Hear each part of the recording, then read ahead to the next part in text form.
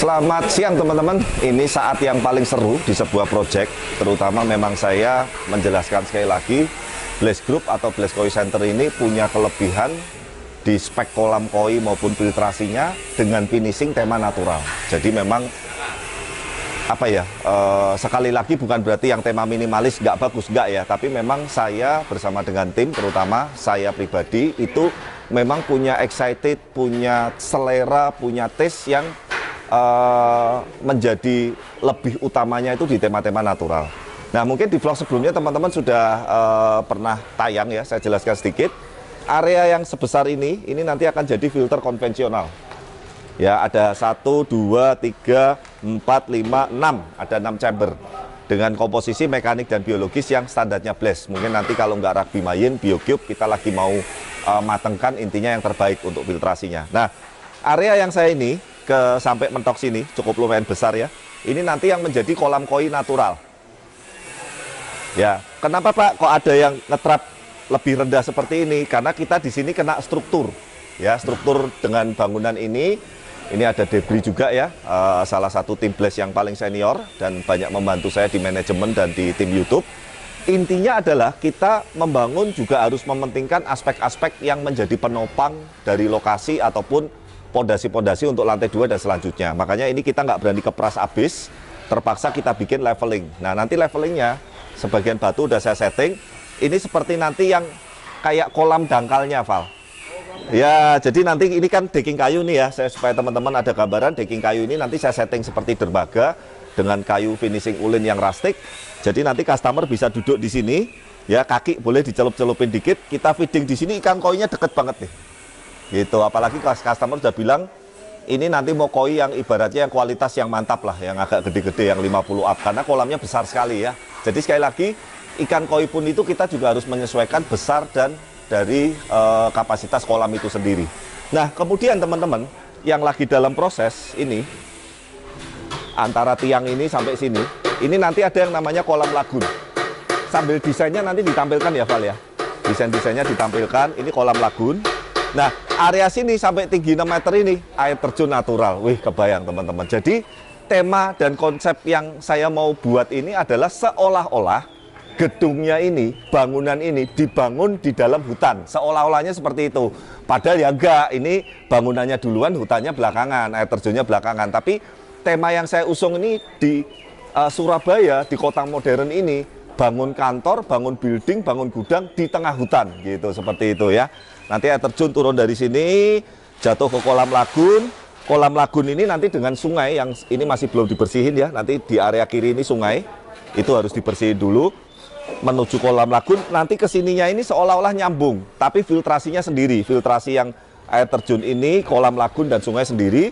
Filtrasi kolam dan sistemnya juga sendiri. Nah teman-teman, sekali lagi memang yang saya sering tekankan ya sekali lagi ya, makanya kalau saya bilang memang pembuatan kolam natural ini budgetnya pasti akan lebih tinggi dari tema-tema minimalis.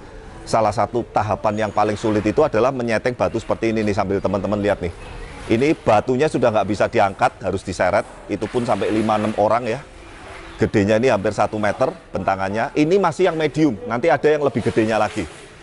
Nah ini nanti yang akan kita sudut-sudut yang sulit-sulitnya itu kita akan ibaratnya akan setting terlebih dahulu. Dan ini terus terang, tidak setiap orang memang punya feel, punya rasa, dan punya selera seperti ini. Nanti saya akan bahas lebih lanjut. Kita sebelum lanjut lagi, kita saksikan dulu proses-proses pemasangan batu di tahap awal dulu, melalui video berikut ini.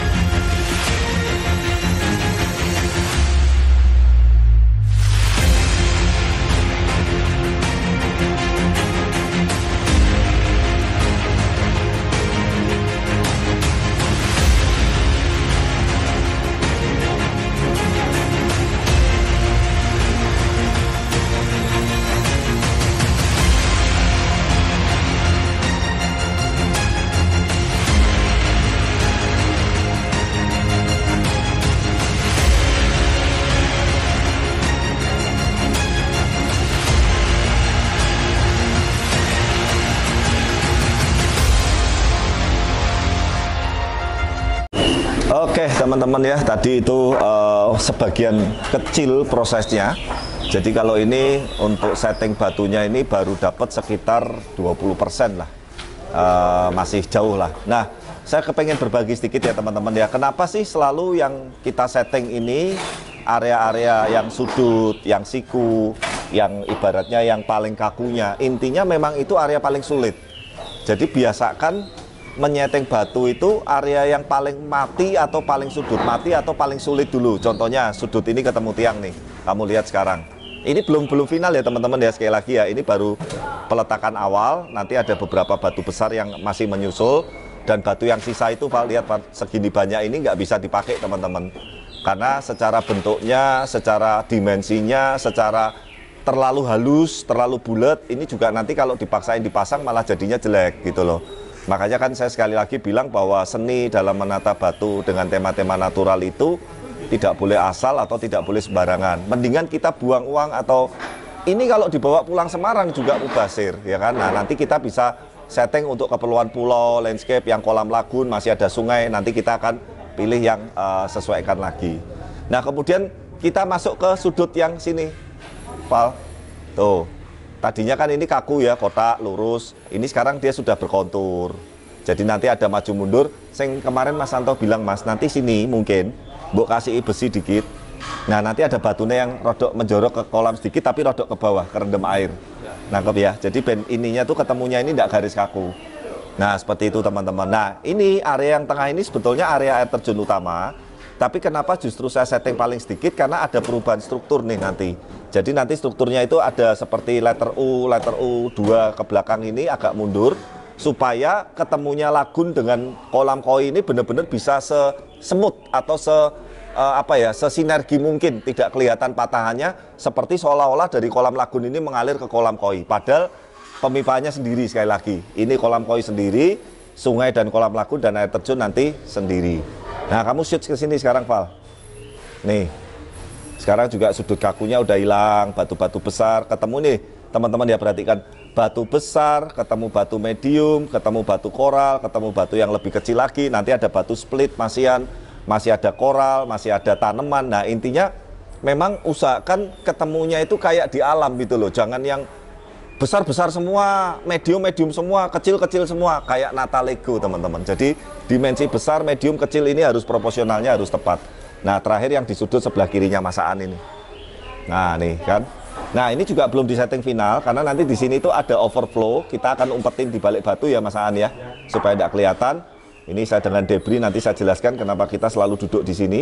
Nah, ini nanti untuk saluran dripping air baru. Nanti semuanya pasti akan hilang. Jadi intinya semua pipa-pipa ini, dinding-dinding ini, semua ini nanti semuanya akan hilang tertutup batu alam, dan rencana saya kasih landscape pulau, ada lumutnya, ada tanaman tropisnya kecil, ada tanaman yang kerendam air sedikit, ada batu yang kerendam air sedikit. Nah, nanti itu di variasi tahap berikutnya. Poinnya adalah memang menata seni kolam koi, terutama di bidang yang natural, itu memang harus benar-benar kita perhatikan berbagai aspek, terutama paling pentingnya itu batu.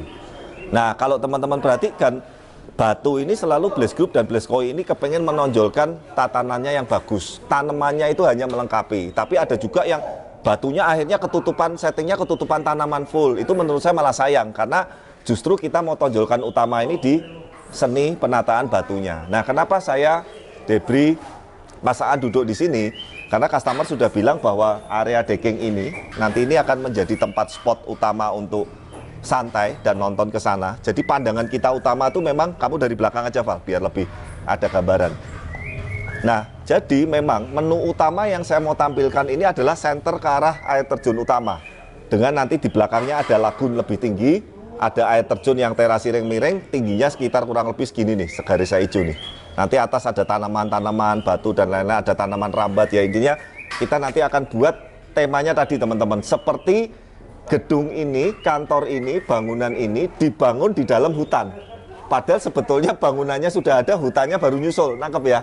Tapi kita mau konsep itu kayak seolah-olah kita bangun building, kita bangun kantor, kita bangun office di antara hutan-hutan, dan ada air terjun, ada sungai, ada lagunya segala macam. Yang pasti nanti akan keren. Nah, teman-teman sabar, karena setelah ini pun saya mau ke Pasuruan. Jadi kemarin di Semarang juga batunya saya lihat sudah kurang lebih tidak ada yang cocok. Ini kemarin dibantu oleh orangnya dari customer, kita mau ke Pasuruan, kita mau hunting batu lagi bersama Dedi dengan Mas Aan. Nah, ini berarti berikut ini kerjaan lagun, sungai, sama mulai sipil air terjun ya Mas ya. Oke, nah next vlog kita akan bahas peletaan setting-setting awal ini, tapi yang untuk area kolam lagun, taman hutan kecil di sebelah sini, kemudian sungai di sisi sini, dan air terjun yang ini, yang pasti nanti akan lebih keren. Ya, mungkin sementara cukup itu dulu teman-teman. Jangan lupa saksikan terus channel-channel kami dan dukung terus video-video dari kami supaya ke depan kami bisa memberikan edukasi dan hiburan yang bermanfaat dan positif.